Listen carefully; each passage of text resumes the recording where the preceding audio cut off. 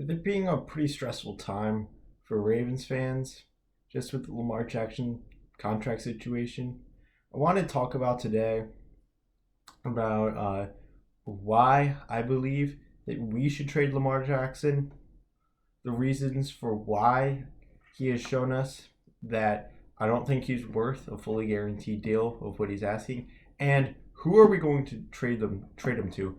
Because we need to have a succession plan in order for the trade to work. Because it makes no sense to trade him if we're just going to be throwing out Tyler Huntley for 17 games next season. So for the Lamar trade, in my opinion, he is 26 now, and yes, has he been held back by the Greg Roman offense? Yes. Does he have an injury history? Yes.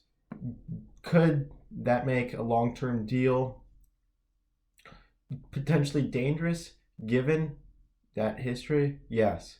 But you consider that he's one of the most dynamic players that completely changes an offense based on how you have to account for him when he's at his best, throwing the ball, running the ball. Because we've seen we saw in like the first 3-4 games of the season how he was like practically the one of the best quarterbacks in the league because he was able to lead an offense passing wise, which in my opinion is why we do sort of have to trade him, because those moments occur, but they're too far and few between.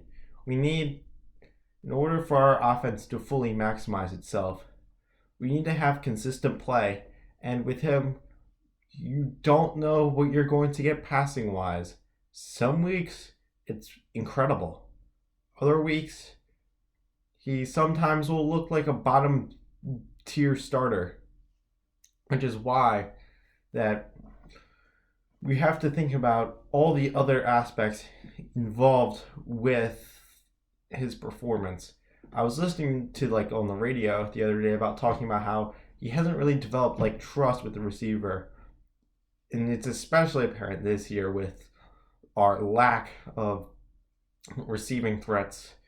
Demarcus Robinson, Duvernay was decent for a while, but then he kind of just fell off a cliff. Prochet, no. Like, we have no true options that Lamar can trust to throw 10 times a game and know that they're going to pull down the ball the majority of the time. Even with Hollywood, there was games where he just disappeared, and it's because of that trust that he just never really developed. And I think that's a big reason why that we may need to trade him, because I feel like the offense is stagnating because like he's 26. Like, there's not much more he can really do to improve upon. Receivers don't want to come here. Even when we do draft receivers, it just doesn't work out because it's just that factor of the lack of trust, and partially just because of its bad drafting. But at the same time, you just don't give away a franchise level quarterback and not expect to have a succession plan. You need to make sure that there is some sort of backup plan that you do have when you decide to make that decision, which is why personally the trading with the Indianapolis Colts for 2 firsts and 2 seconds is the perfect deal for both parties. Here, Lamar Jackson will be able to be with a team that already has proven receiving options in Michael Pittman Jr. Alec Pierce is developing, and you also have a great run game with Jonathan Taylor. And most importantly, it's a win now team. The defense is good. Shaq Leonard was out for like all last year, and obviously a new with, like, let's just say we do trade Lamar Jackson. It depends when, obviously, before or after the coach comes And my guess it would be after, but if they have a good offensive minded coach coming in, that'd be perfect because they'll be able to develop a system that combines the things that he excelled with in Baltimore while helping support the development of his passing game. Because with the Ravens, it's just not probably gonna happen, and especially with the fact that it's his fifth year. How do we decide to make this decision and to get rid of Greg Roman like last year and get a new offensive philosophy? I think that the circumstances could have changed in terms of how we viewed him, but from the team's perspective, like it's not worth risking attempting to build a new system and try to sign Lamar to an extension when they know that he doesn't have experience in it and we can't base anything off of it. And for the Ravens, this gives them great draft capital, the number 4 overall pick, which we can take CJ Stroud with. And you're probably staring at me like the receiving core is bad. We're not going to be putting him in a position to succeed.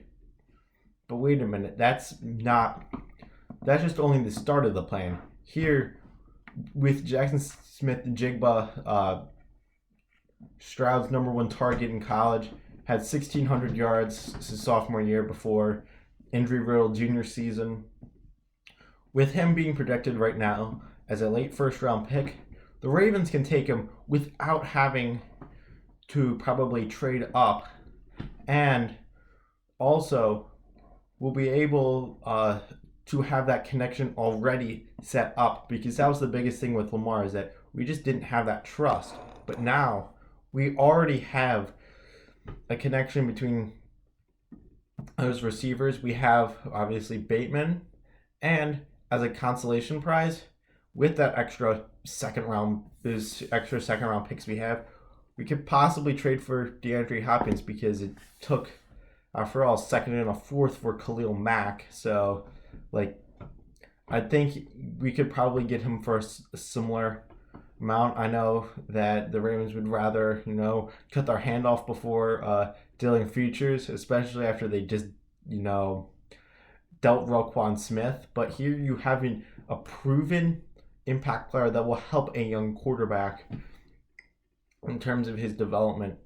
And with that new offense, with a new offensive coordinator that's definitely going to look to push the ball downfield, I believe that the Ravens, with the new look offense, will be the most prolific passing offense in Ravens history. And we still have that running game. We still have Dobbins. Edwards, I know his contract is probably expiring, I believe, at the end of the year. But still, we can probably, retain him.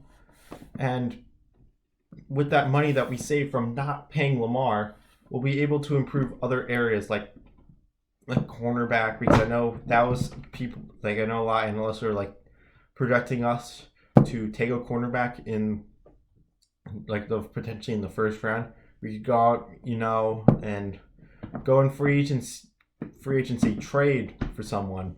That is where I think that this will help us expand our window, because just with the circumstances that are with Lamar Jackson currently, it's just not possible for us to extend him, given that he wants a fully guaranteed deal, and the fact that we're not willing to give it, partially because of our fault, because we should have gotten rid of Greg Roman probably last year after the collapse, because Greg Roman's a good coordinator to start out with, because we saw with Colin Kaepernick, Tyrod Taylor, they were at their best the first 2 years they were there. But once the third year hits, teams catch up to the offense. And also at the same time, the quarterback develops. Their game changes, and now the offense isn't as effective, which is why it's partially on the Ravens' fault in that it's not my belief that we should trade him because of what he has or has not done. It's because of what the front office has done, which is going to force them to do that. So, what are your thoughts on the situation? And just with the playoff game coming up in Cincinnati, with Lamar being out, it's pretty much 90% guaranteed. Do you think we even have a chance? What decisions do you think are going to take place in the off season?